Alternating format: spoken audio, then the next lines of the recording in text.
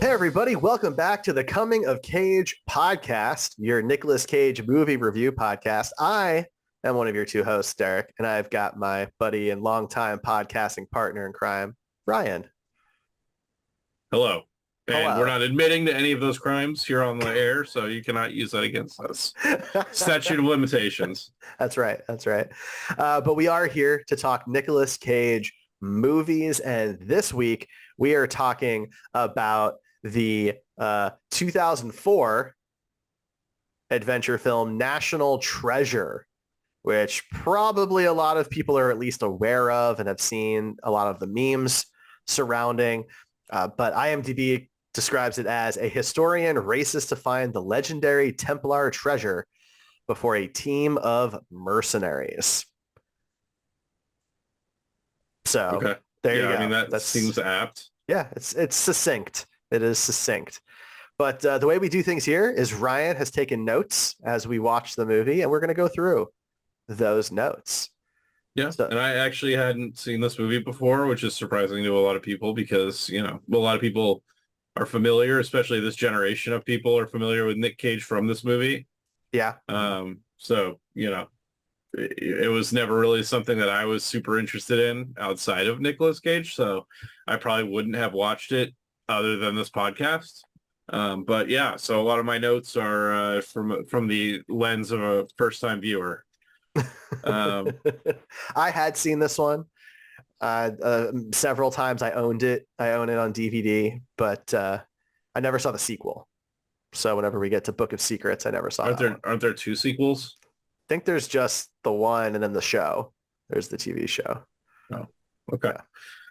Yeah. So my first note is that the opening of the movie reminds me of The Never-Ending Story, which is for some of our younger, not just the music, the whole so if you don't know what Never-Ending Story is, my younger listeners, of which I'm sure there's hundreds, there's a scene in that movie where this kid goes up to the attic of the school with a book called The Never-Ending Story, and he's reading the story, and as he's reading it, there's a storm outside, and when something exciting happens in the book, the windows get knocked open and stuff like that, and it keeps cutting between showing the story, kind of like a Princess Bride type deal, and then showing what the kid is doing reading the story.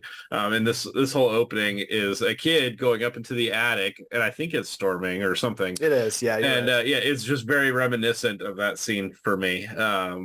But you don't know who this little kid is. I thought that maybe we were going to get on our bingo card, Nic Cage befriends a kid, but turns out Nic Cage would only be befriending himself in this scene. That's right. So this is kind of like a expositional, where our family is treasure hunters, and this is a hint as to the only hint that's left as to where this treasure is.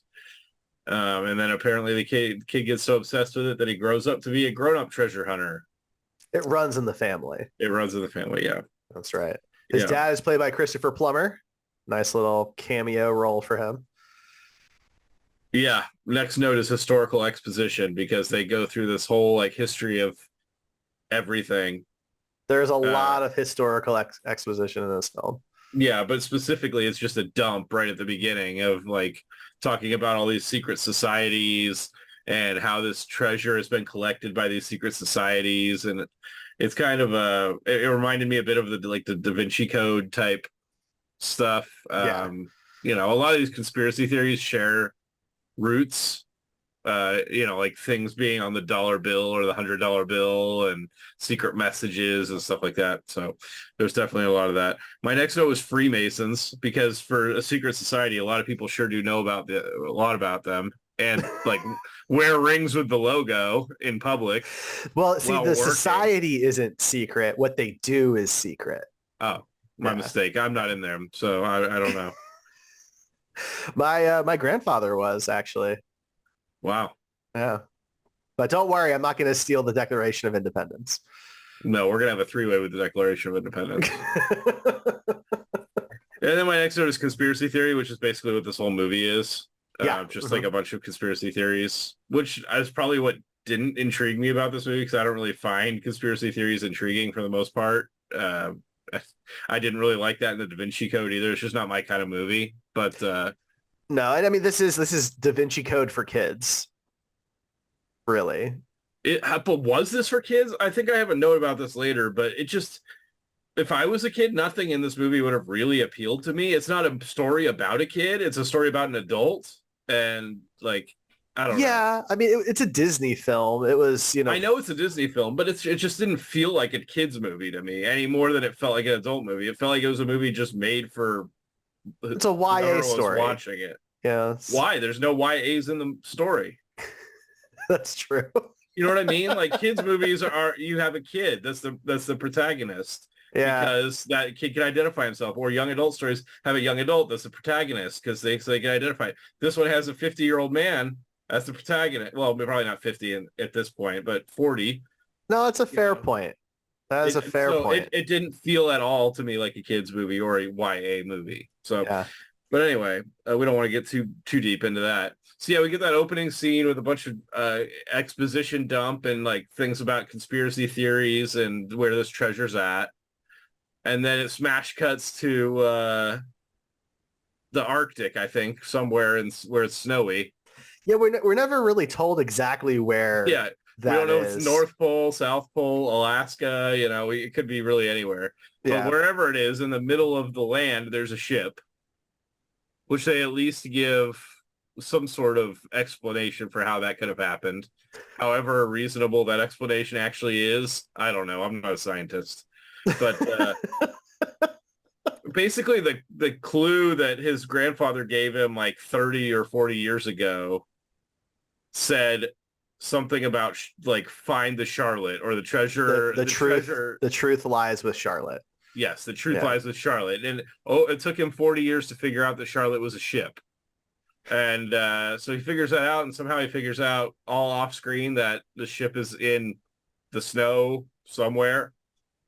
We're not told where. We never find out how he got that far.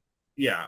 That's where we start the story. And so, we get like these giant, snow vehicles traveling until they find what they believe to be the wreckage of the Charlotte. Now, I'm not like a metal detector guy, but like how deep do you think those metal detectors can detect? I was kind of thinking the same thing. I mean, snow builds up pretty deep. Right. I'm sure like there's some really high end ones that'll go pretty deep, but I don't know. Yeah, neither of us live close to a beach to where we would use metal detectors. Or glaciers that might have boats. Or concert grounds that, where people drop their rings and stuff. So yeah, he has a crew of like 8 guys or something, and they all go out with metal detectors to try and find the ship because they know the approximate location. They're just trying to find where the actual ship is. And lo and behold, Nicolas Cage, our hero, stumbles upon the exact part of the ship that actually says Charlotte.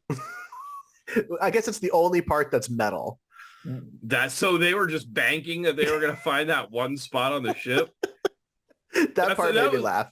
Yeah, that part was a little hard to believe too, because it's like, all the nails on the ship are probably metal. I would think so. There's a lot of metal on a boat. Yeah. Because these are revolutionary boats. These had metal on them. They had cannons, like. Was that a bell that they found? It looks like a bell. It was. I'm not 100% sure. It was either a bell or it could have been the sculpture that's on the front of the boat that we used to do back in the day, that statue kind of thing. Yeah, but either way, like he starts digging in the snow and clears away right where it says Charlotte. So well, luckily it's only buried by like 5 or 6 inches. Yeah, it's been there for maybe a week at most. Oh yeah. I don't remember what this is a reference to, but gunpowder pipe is my next note. Well, I mean, both of those things are present.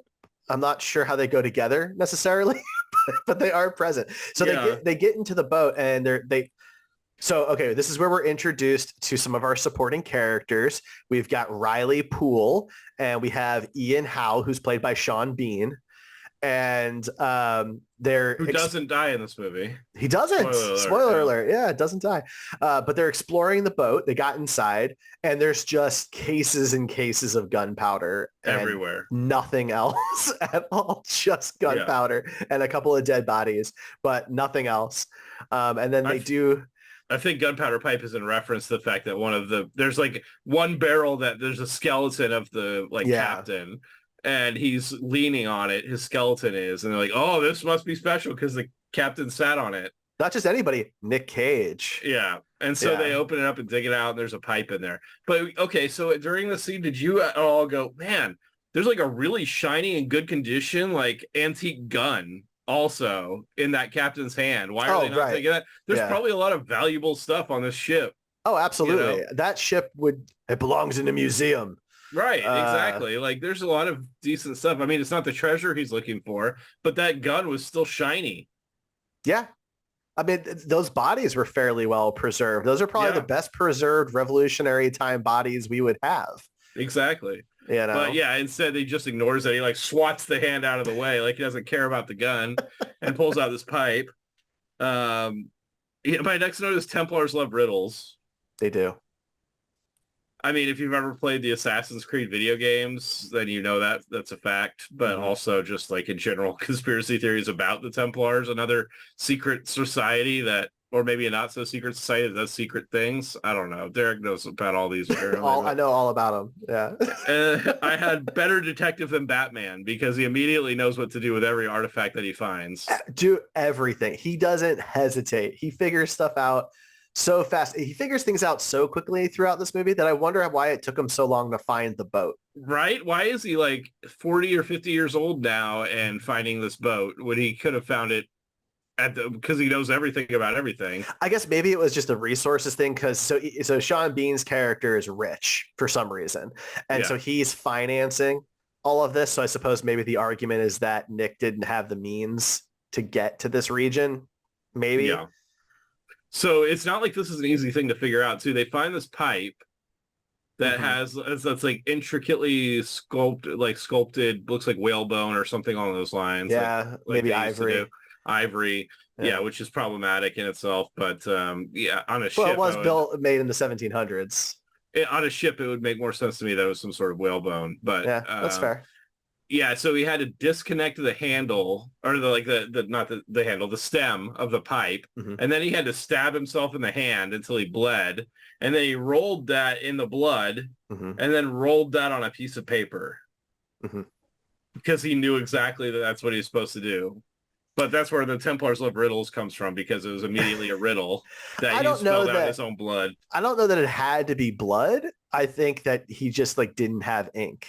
Or it was just for dramatic effect. Yeah, exactly. Like Ron Swanson said, sometimes it's good to show your coworkers that you can handle a tremendous amount of pain. So he's just like, I'm going to show these guys, and stabs his hand and bleeds all over it and starts, Yeah.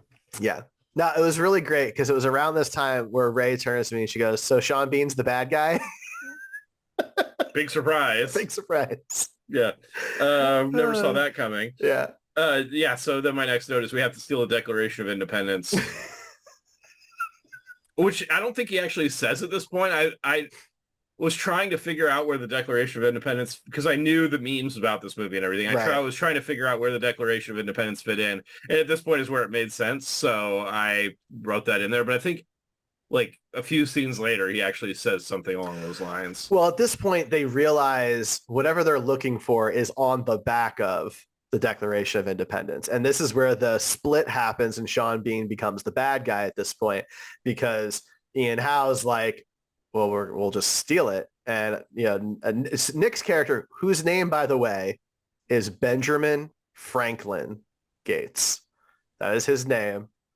His whole family is a bunch of American history buffs, apparently. Yeah, but his dad's name is Patrick. Franklin Gates. Now his grandfather is John Adams Gates. Yeah, exactly. So skips a generation. But at this point, so Ben is like, well, we're not going to do that. That's ridiculous. And Ian's like, well, I'm just going to go ahead and do it. And then pulls a gun surrounded by all this gunpowder that they made sure to show us. They immediately destroy every historical relic on the boat by blowing it up, even though these are supposedly like history buffs, Yeah. Yeah, they blow up that boat so much so that I mean it's a little unrealistic that Ben and Riley survive, but they do. And then they have to walk 9 miles to an Inuit village that supposedly bush pilots like to frequent. So again, Ben is very familiar with everything going on around him. Yeah. He gets out, he survives. It's a whole thing. Yeah. So he goes down and he knows that this boat has access like a smuggler's hatch or some shit. So he goes down to the smuggler's hatch, and that's how they survive. They like hang out in the smuggler's hatch while everything blows up. And so my next note was, good thing explosions only explode up. Yeah, you didn't know that? It's physics. Apparently that's physics. They just go I am unfamiliar. But yeah, I will now know that as long as I'm underneath the explosion, I'm completely safe. Yep. And then we get like a weird smash cut to DC. Like right after this happens, we're in the Arctic or someplace with snow, and then we're immediately in DC, like in the next scene. Yeah. And he goes from going, oh, we can't steal the Declaration of Independence too. Instead of doing it with them, I'm going to do it by myself to save the Declaration of Independence. And that's when he says the line, I'm going to steal the Declaration of Independence. Yeah, well, I have a couple notes before that, but yeah, convincing that he goes to like the FBI and Homeland Security, and tries to convince them that somebody's going to steal a Declaration of Independence, and apparently they all just laugh at him. Well, because everyone believes it cannot be done. Right. This is the most secure document on the planet, which is a little concerning since you would think like the CIA and the FBI would have things locked away that nobody's even allowed to see. That would be more secure than something that field trips get to go look at. But, what do I know? Yeah. So yeah, he is unable to convince the government that a random treasure hunter knows that the Declaration of Independence is about to be stolen. My next note is he said the thing. Well, so they go and this is where we get to meet our final real character of the movie, Abigail Chase, played by Diane Kruger. She runs the museum that the Declaration of Independence is shown in. And Nick is flirting with her a little bit because she has this George Washington coin collection, and she's missing one coin, Ryan. It's a button. Once you know it, Nic Cage has had that one before. He's got that one. Would you guess that she's 10 years or more younger than Nick? She is 12 years younger. Okay. Just curious for other things that we do on this channel. If we were to play a bingo game of sorts, of some sort, maybe that would be involved. Called something like Keijo. I'm just exactly. So then they start planning. Well, yes, because I remember how ridiculous it gets here. He also has this kid with him that we haven't really mentioned. Riley. But Riley, he's like he's super annoying sidekick. He's like the tech guy. Like he's a techie, right? Now he's not like super young. He's 2 years younger than Diane. So he's 14 years younger than Nick, but he was an adult at this point. But he looks very young, in my opinion. He looks like he was it's like a high teenager. He was like 26. Okay, well, he looks younger than that. But in any case, I'm old, so that he looks like a kid to me, so shut up. Then we get like all this montage of how they're going to steal a Declaration of Independence. And they keep in mind the other guy was financing this operation, but somehow they're able to get all this like professional thief gear, like super high-tech thief gear. And he knows how to use all of it. Yeah, they're great at it. I mean, expert level.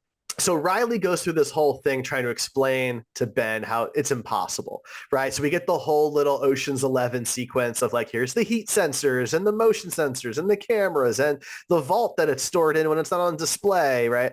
And but Nick, our brilliant protagonist who can never really be stumped, he has the answer. Always. And it's the preservation room. Right. And so he goes in there, or one of them goes in there and like uses a green laser on the heat sensor, which Riley does. Yeah. And so then they get something saying that, oh, the heat's too high for this thing, so now we need to take it to the preservation room and fix this sensor. That's so a crazy, that's how they get it there. it's like this green laser pointer. And I'm not saying that tool does not exist. I've never looked into it. But if that exists, you'd think that would be a bigger problem. No, you can get them on Amazon. That just can warm up. You can pop balloons with them and stuff like that. Yeah, it's crazy, dude. It's a real thing. That sounds like a hazard. It's absolutely a hazard. Yeah, but you can get them with no license or anything. Awesome. Yeah, it's good stuff. So yeah, my next note is this a James Bond or Ethan Hunt movie? Because it felt a lot like a Mission Impossible or like James Bond movie. It's so funny that you said that. Goes into the into this. They decided to do it during some party. A gala. Right? There's a gala. Yeah, a gala. And so he he's wearing like a janitor suit and goes in, and then the bathroom he takes the janitor suit off and he's wearing a tuxedo underneath. He's Ethan Hunt. Yeah. It's just ridiculous. And nobody thinks it's weird that he's just there. No, well, so recognizes him. My wife watched this one with me. She's only watched like one other of these movies with me, and I turned to her during during that scene where he's changing in the bathroom, and I go, "So this is just Mission Impossible meets Indiana Jones, right?" Like that's really what this movie kind of, yeah. But it's just so funny because that is exactly what they're ripping off is the Mission Impossible gala, because they do that in most of the movies. They do, yeah. So my next note, I don't remember the exact context of it, but at some point somebody says that they would get their entrails cut out and burned. He does. That's one of his cagey moments. Oh, yeah, yeah. Yeah. He says it when he's talking to the girl, the woman. Mm-hmm. And her boss, I forget his name, but... he's kind of acting tipsy and like, over the top. Dr. Stan Herbert. Yeah. Yeah, he's acting very, very over the top. And yeah, the way he says burned is like that was like one of the very cagey moments. Oh yeah. In the movie. And there's not a lot of those in this movie, but there's a few. That was one. So at this point, Sean Bean is also in there with his crew. Two different heists happening at the same time. So it's kind of like they're racing against each other to see who gets it. And they're playing that up too. They're like cutting from one to the other, making it seem like one of them is getting closer or further away. But there's a couple of problems there, though. How does Ian's team expect to get the declaration? Because they didn't have a plan for getting it moved to the preservation room. So like I would have liked to have known what their plan was. I think it would have been interesting. They knew that the other group was coming, and so they waited until they got into the preservation room. Yeah, but he was surprised to see Ben. I know. That isn't a real answer. I don't know. Okay. So and also the preservation room, by the way, just real quick, is holding seemingly the most important document that we have, right? And there is not a single security guard on the entire floor. They're all at the gala. But yeah, so he's racing against Sean Bean. He finally gets the Declaration of Independence, and it's in like this big case, and it has like 1,000 bolts holding it together. And he's got like an single electric screwdriver that's the slowest one I've ever seen. And he's going through like one by one. Even if he wasn't in a time crunch, it would have taken him like 2 hours to get all these bolts loose. So he ends up taking the entire thing and heading to like the elevator, and he's just gonna take it apart in the elevator. And right as he gets it out of the room, Sean Bean sees him and starts shooting at the Declaration of Independence that they need, which is luckily it has bulletproof glass, but it's a little weird. Like if he knows that he's not gonna hit Nic Cage, then why is he shooting at him? And also if he knows that it's bulletproof glass, why is he shooting at him? But if he thinks he's going to hit Nic Cage, then why would he shoot at him? Because he's holding the Declaration of Independence and going to damage it. You know what I mean? Like, there's no reason to fire a shot in that scene, because on one side and on the other side, it's a lose either way. I'm with you. Yeah. But it is a funny moment, though, when he's holding it, waiting for the elevator, and the door behind him opens, and there's Sean Bean. They just have this like look at each other. I like that moment. I do like that. It was good. And so, he gets into the elevator and he starts taking the Declaration of Independence out of the case and just leaves the case to the elevator, I guess. I don't know. Yep. Nobody's going to notice. But then he's like wandering around the party trying to get out with the Declaration of Independence, and he goes into like the gift shop to hide from Abigail. Yeah. Yeah. And he has this the actual Declaration of Independence in his jacket, like just kind of slightly, obscured behind the jacket, but the person behind the counter can clearly see it. and she's asking if he's trying to steal it, and because they have a bunch of replica Declaration of Independence is there, and so he pays her $35 for the real Declaration of Independence. Anyway, I thought that was funny. But then, yeah, as Abigail catches up to him on the when he gets outside and takes what you think is the actual Declaration of Independence away from him. Dun, dun, dun. Which I immediately knew. I had a note saying, I'm guessing hers is fake. And then my next note is, yep, it's fake. But it does start the car chase. Yeah. Which, would you consider that low speed? I was on the fence. I could see that going either way. It was definitely like a bus and like a van. So neither is capable of accelerating quickly or getting to high speed. So I would say that was a low speed car chase. That counts? Personally. Okay. Yeah. Fair enough. I was on the fence. So then my next note is the kid is annoying. I kept calling him the kid, even though apparently he's a grown-ass man. But to me, he looked like a kid. So, but yeah, he was mostly annoying for me in this movie. I did not enjoy him being there at all. So hopefully he's not in the sequel. I don't remember. But I will say, so there's a scene that happens here, though. After they get her back, they're in the park. Across from the Lincoln Memorial, by the way. So still one of the most public places you could possibly be. And like, Nic is a total jackass. My next note is literally Nic is being an asshole to women. Like hugely. So, he keeps telling her to be quiet and shut up. And he is hugely rude. Now his mood changes dramatically in the rest of the film. So I don't know if this is enough to say that his character is an asshole. I think throughout the movie, he's an asshole and does a lot of asshole-like things. And I've highlighted a lot of those, mostly in the way of different crimes that he commits while this movie is going on. Mm-hmm. Because, that's being a bad person, and bad person is asshole to me. So, but I think he's directly an asshole to her in this scene. Agreed. But he's also kind of an asshole to some other people throughout the movie. So it was up in the air for me. Yeah, whether he was, because that's another note, a hypothetical thing that would have been on our bingo card. So that's why we're discussing that. If you're wondering why we're going into in depth about whether he's an asshole or not. So yeah, my next one is FBI apartment raid. Mm-hmm. Because they raid his apartment. So he had a clean room set up and everything in his apartment. Well, so we're introduced to Harvey Keitel's character, Sadusky, who I guess is the detective, which, by the way, like, this movie is extremely on the nose throughout, especially with the names of their characters.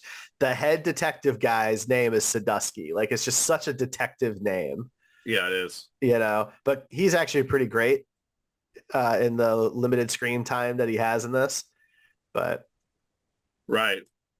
So then I have throw the Declaration in the oven. Right. So, okay. So we're skipping ahead a little bit. So basically what happens is they realize the FBI is going to be all over them. So they can't go back to Ben's apartment. So they decide to go, and they need to go there to get the letters. There's these letters that they need. Can't remember the dude's name, but anyway. And so they go to his dad's house. There's some historical letters that Ben Franklin, I think, wrote under an alias. Yeah. And I'm drawing a blank on the name now, but his dad has the originals. And Ben had the which copies. Aren't even confirmed to exist, apparently, according to like the historical lady. But his dad owns the originals. And then we find out he donated them to the Franklin Institute. Right, which so you would think she would know that they're real at that point, but like the Franklin Institute is no joke. It's a big deal in Philadelphia. So like, yeah, that's a very high profile place to donate to. Maybe in 2004 there wasn't as much communication between museums. Who knows? I suppose. Anyway, throw the Declaration in the oven. Remind me what that was, Derek. So basically, Ben has figured out that the way the stuff with this hidden writing on the back, that's right, is the whole lemon juice and heat thing will let you see it. And I would hope that by 2004 we would have had a better way of revealing that type of invisible ink than they did in 1776, but apparently not. And so his dad suggests he doesn't know that it's the Declaration of Independence at this point, and he's like, just throw it in the oven. And they're all like, no. Yeah, and so I do want to say that they were being, at this point, being pretty respectful to the Declaration of Independence, and they were trying to not damage it, not cause anything. So they did not want to do that. They get less respectful of it as the movie goes on, but Well, at because this point, they still cared whether this thing survives. there's a shift that happens here that the movie kind of ignores. So up to this point, we are under the impression that Ben is stealing the Declaration of Independence to protect it from Sean Bean's character, Ian. Right. But it turns out that he's not really doing that. He's actually stealing it so he can get the treasure before Ian. One more point, Nic Cage asshole. Right? Like, and he's just bringing Abigail along with this, and she's a professional. She is a curator. She is the expert. She is supposed to be like caring for these types of historical artifacts. And she changes her tune pretty quickly to be like, yeah, let's go get this treasure. Let's put lemon juice all over the Declaration. Yeah, it's all about destroying the Declaration to get some treasure that she doesn't even think exists. She doesn't believe any of this is real. She doesn't believe any of it exists at all. But she's like, yeah, let's possibly ruin the Declaration of Independence because this guy that I don't really know, other than once she finds out his real name, knows his family is a bunch of kooks. That's the only thing she knows about. Right. So my next note is stealing money from his dad, which is another asshole move. Yeah, so basically, Jon Voight plays the father, and he is the black sheep of the Gates family because he doesn't believe, he's given all this up and doesn't believe in it anymore. And so they don't want him to be arrested, so they tie him up and steal his car without his permission and some book called Common Sense that apparently he hides cash in for an emergency. Yeah, so they stole money from his dad. What a jackass. Dickhead move. So then I have child labor. Oh, right, the little kid. Which is another notch in the column of, but you could also call this befriending a kid. I don't know. But Nick's not involved. That's true. Nick's it's Riley. Involved. Yeah, it's just kind of an asshole thing in general. But yeah, they pay this kid to go in and get, they basically figure out that there's like a crypto key or something for Goodfellow, the Goodfellow letters. Yeah, on these letters, and it's like specific letters within the letters that spell out a message.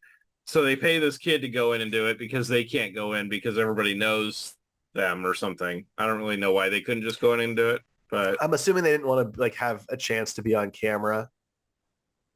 Yeah, but then I have water bottle magnifying glass. Yeah. Because at some point he's like trying to look at something small. I can't remember what it is. And he uses the water bottle to magnify it, which is super nerdy. So like this leads to another like big logical problem in the movie for me. But yeah, so they're getting clothes. They're changing their clothes because they're still dressed like they're in a gala. While Riley is using this like 8-year-old kid to get these letters. Yeah. And basically what they figure out is that they need to go to a specific place at a specific time. And it's Independence Hall, which is also in Philadelphia. And in order to figure out the time that they need to go, they look at the clock. Yeah. Because Independence Hall is on the $100 bill. And the clock from Independence Hall is on the $100 bill. And if you zoom in, you could read what time it is. Fine. Whatever. Here's the problem, though. They don't have a time of year, what the day of the year is. And the sun is in a different place every single day. Well, he obviously knew that it was made on this exact day. Yeah. Every day is different. Okay, so this also begs a question for our hypothetical bingo card. Would this count as topless woman? Because she does take all of her clothes off in that scene.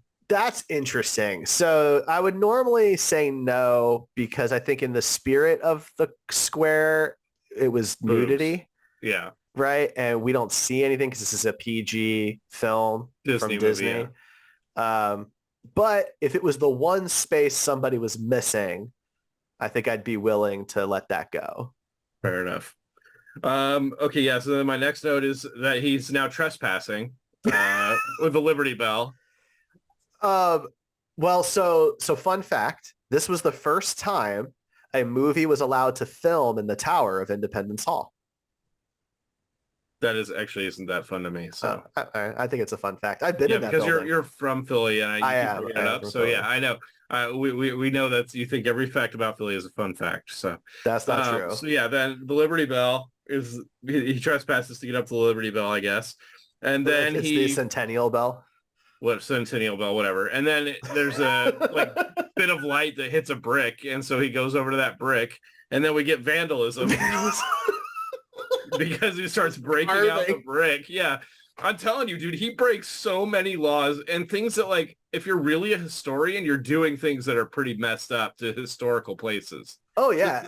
Oh, yeah, absolutely. He is taking a knife to a brick facade on one of the oldest buildings in the country and one of the most important buildings in the country. Like, this is where the Declaration was signed. Now, he does put the brick back afterwards, so I guess there's something there for that. But yeah, so then he pulls out this brick, and apparently Benjamin Franklin himself designed a set of glasses with multiple colored lenses to show secret messages, and then he puts the brick back in after he pulls the glasses out. Yeah, so this is somewhat plausible from a historical standpoint because Franklin did invent bifocals. So it's not like a huge leap to say that he would have built something like this. So no, I didn't think it was. Yeah, that's one of the few things I'm like, all right, I can go with that. So yeah, they get at this point they decide to separate, and each one of them takes some. Like one of them takes the glasses. Nick, I think, takes the glasses, and then the other crew takes the Declaration of Independence, and they split up because they know they're being followed. Yeah, Ian and his crew are kind of bearing down on them. Yeah, and at some point he's going through a cemetery. Nick is, and they start shooting at him.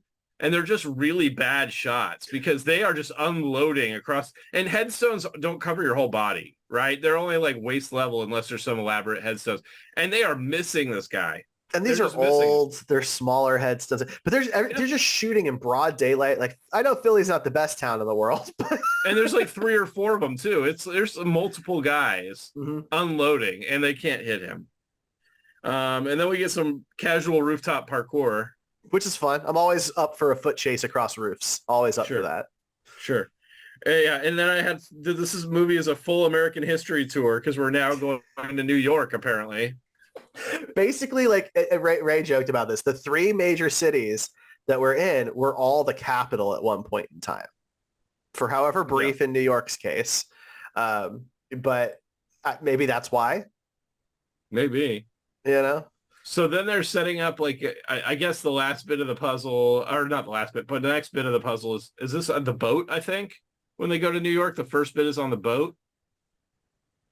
So basically, Nick this is the boat, because there's an interference gun. That was my next note, was a gun that starts, like, interfering with cell phone signals or something. Well, because Nick gets arrested. Right? Sadusky catches up with him. He gets arrested.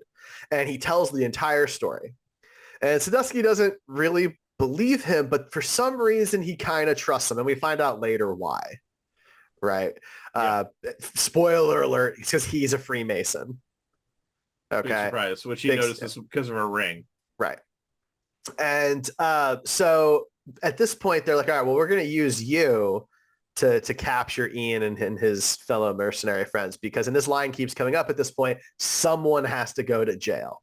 Yeah. Sadusky keeps saying that. So we obviously know that means Sean Bean's character. Yes, clearly, because Nick is not going to go to jail.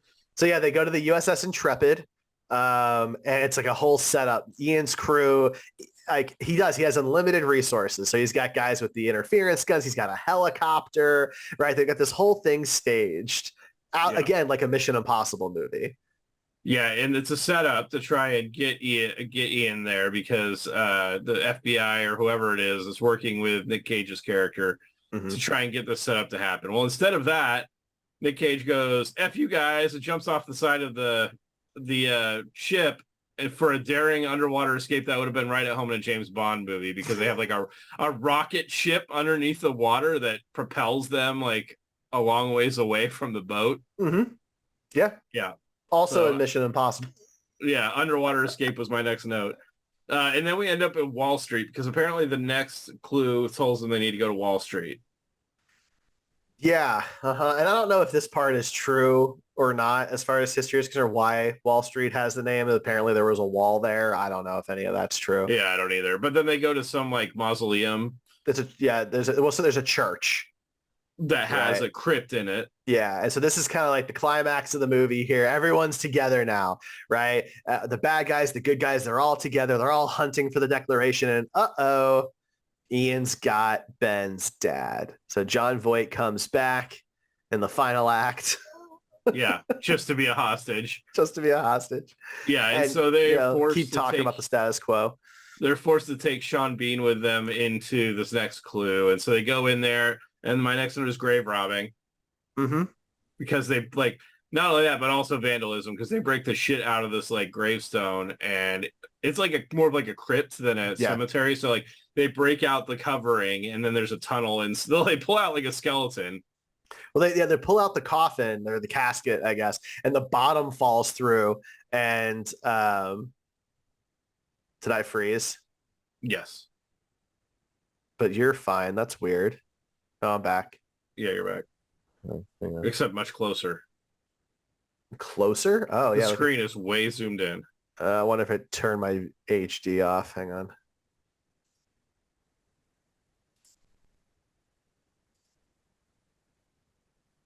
There we go. That was weird. Strange hiccup. Yeah, so they pull out... Are you good to go? Yes.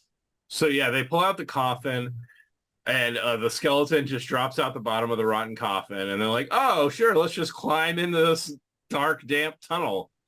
And so they just start walking down or going into the like where the crypt starts, and they head down that way. And Nic Cage smooches the girl for the first time. You know? So ridiculous. Yeah, it doesn't even really make sense in the context of what's going on. They could have not been romantic at all through this whole movie, and that would have been fine. It would have been fine. It made no difference in the end, really. But this isn't the time. Like, you guys are you've been taken hostage by a hostile force with guns. You're in a crypt with like disgusting, decaying bodies, and now you choose to kiss this woman that you kind of sort of abducted. Yeah, it probably smells like poop and death in there. Not good, that's for sure. Rotten wood and everything else. So yeah, they start like it's basically this huge underground area that's got like rotten ass wood steps going down in this seemingly bottomless pit. And one of the like random bad guys that gets no name, just like the wood cracks and he falls to his death. And that's not really touched on at all. He just kind of dies. Well, that was Shaw. And Ian does make a comment about how, like, I cared more about Shaw than anyone here. So right, but they get to the bottom and like they don't even acknowledge that there's a dead body like 20 feet away. I don't think they go to the bottom. I thought they were at the bottom. I think they stop at where the next like area is that they're going to. I don't think that's the bottom of the hole. So what's at the bottom of the hole? I guess dead bodies. Yeah, it's like Sparta, where they just kick all the non-Freemasons that built this to the bottom of the pit, so they can't tell anybody. That's right. So yeah, they get to the next area, and they get to this empty room or they figure out a puzzle, and it opens a door, and the room that is behind it looks like it was a place where there's a bunch of treasure and stuff stored at one point, but it's completely empty. Well, so first they do get to this dead end. Yeah. And they talk about how it must have been moved, and it's gone. And they give Ian a fake. Yes, lying clue. Dad is my next note. Yeah, they give him a fake clue, and they send Ian and his people out to Boston. So they do go to Boston, our fourth city.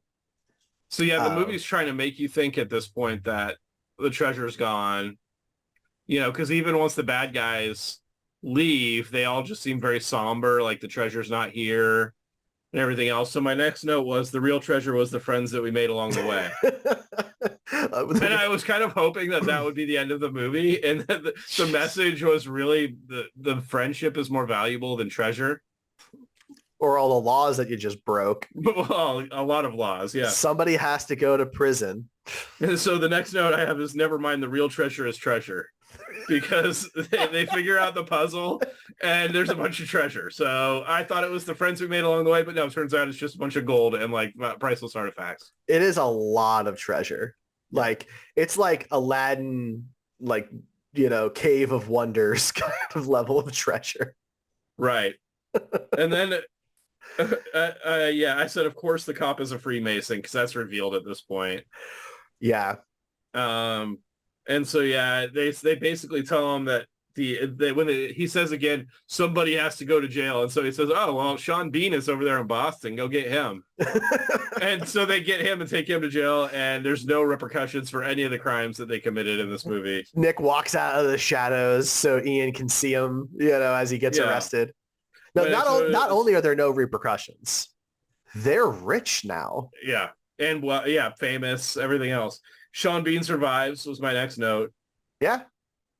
And my last note needs a little bit of context. Okay. So the woman and Nic Cage get a scene together at the end where they like in their home or someplace they're staying together. That's his hotel. So he bought that estate. Okay. So, that's right. Yeah. Yes, because they show that, and then the annoying kid got a Ferrari and is whining that he didn't take more money. He has no idea how to drive it. No idea how to drive it. He's grinding gears and stuff. And then they go inside after everybody's left. Him and the girl go inside, and she hands him a map and like looks at him playfully. And he goes, "What's this for?" And she just kind of goes, "I don't know," and like runs off. And so I wrote, "Is it a map to her vagina?" Like, what is this map? Or the location it will be. Right. I mean, he's a treasure hunter. Why would you give him a map to like the bedroom? It's like 2 bedrooms or like 2 rooms away. Well, not in that house, man. In that house, it might be like up to 15 rooms away. But either way, I have confidence that he could probably find his way to that room. Maybe they just moved in. He doesn't know his way around yet. Could be. But yeah, that's the movie. That's the movie. So apparently the treasure is worth like $1 billion. And a finder's fee is typically 10%, right? So that would be $100 million. But they turned it down and they took 1%, which is still $10 million. And then one of them immediately spends like $1 million of that on a Ferrari. On a car that he doesn't know how to drive. Right. It's just going to ruin. And that's the movie. Yeah, that's the whole movie. Great job. We actually were really efficient on this one. Yeah, I mean like that, but that's the thing. Like, there's not a whole lot of depth. To this. It's not a deep movie. Normally we're searching for deeper themes and things like that, trying to make sense of relative obscurity. And a lot of times there is nothing to be found, but we still try and find it for the sake of the people that put their time and effort into making what is technically a piece of art, even if it's bad. So we always try and do that. But in this movie, there was nothing really to figure out. It was pretty cut and dry. I did, like I said early on in this, I did struggle to figure out who this movie was made for. Yeah, it is unclear. It's kind of like a family Da Vinci film. Code. It is. That's exactly what it is. And I mean, it did well. It made almost $350 million, $100 million budget, which in 2004 was a good chunk of change. Yeah. For a movie budget. There's a lot of movies these days that still don't get that kind of money. But it's somewhat well received. I don't know. Yeah, it wasn't a bad movie. But it's strange. It's got a 6.9 on IMDb. Also, in the era this came out, it was probably I can see why it was a well-received movie. Because at the time this came out, this probably was considered a pretty good movie, Yeah. Yeah. It was a different era of movie going. It was. It's a very light, just kind of action flick. It's really all that it is. I want to point out that Da Vinci Code came out 2 years after this. So the book art was already out though. Sure, but I'm saying the movie. So it's not like this was a genre in itself at this point. Right. No, that's a fair point. So, I really think this was trying to do that balance between Mission Impossible, which had already had its sequel at this point, and Indiana Jones. I really think that's like what this was trying to be, was the middle ground between those two things. And I mean, maybe you could argue that it was successful since it made some money. It got a sequel that brought back, Nicolas Cage, but it's a strange movie that doesn't really have a place. Yeah, I agree. So I guess that's that. So now we got to rate it, rank it, and all that jazz. So for those who don't know, if you're with us for the first time, we rate our shows on 2 different scales, quality and caginess, both 0 through 20, 0 low, 20 high. I think I went first last time, Ryan. So why don't we start with you? Where would you put this movie as far as quality is concerned? It wasn't a poorly made movie. I mean, we kind of ripped it apart, but I think in general, it was better than average. Mm-hmm. Better than the average movie we reviewed on this podcast. Not way better, but I'd probably put it at like a 12 or 13. That's fair. Somewhere in there. Okay. What are you thinking? I was going to give it a 12. So yeah, we're right on the money, basically. Yeah, I mean, that's what I gave Gone in 60 Seconds, and you gave Gone in 60 Seconds a 13. I feel like this is kind of on par.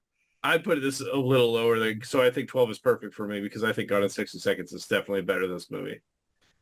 I think I'd rather watch Gone in 60 Seconds, but yeah, I mean, I don't know. And then, so we have caginess. There are very few cagey moments in this one, but there's a couple, where he's kind of getting a little yelly about some things. And so I was going to probably put the caginess at like a 4. Yeah, I was thinking 3. So we're pretty similar. Okay. So a 3.5 on caginess and a 12 on quality. Very good. And then the movie, so we have our Wheel O' Cage that we spin to find out which Nicolas Cage movie we're going to talk about next on the show. The movie that is joining the wheel will be Fast Times at Ridgemont High, which, if I recall, is a very small role. Yes. For him, if I recall. It's a cameo, basically, yeah.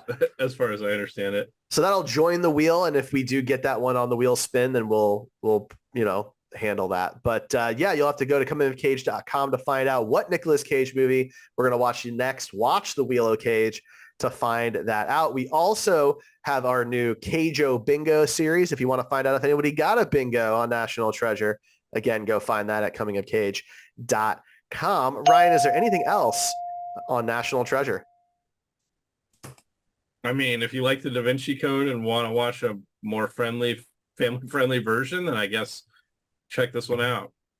Yeah, it's Tom Hanks versus Nicolas Cage, really, at the end of the day there. So, all right. Well, that's going to be it for us. Thank you so much for listening or watching and supporting the show. I'm Derek. That's Ryan. And we're the Coming of Cage podcast. We'll catch you next time.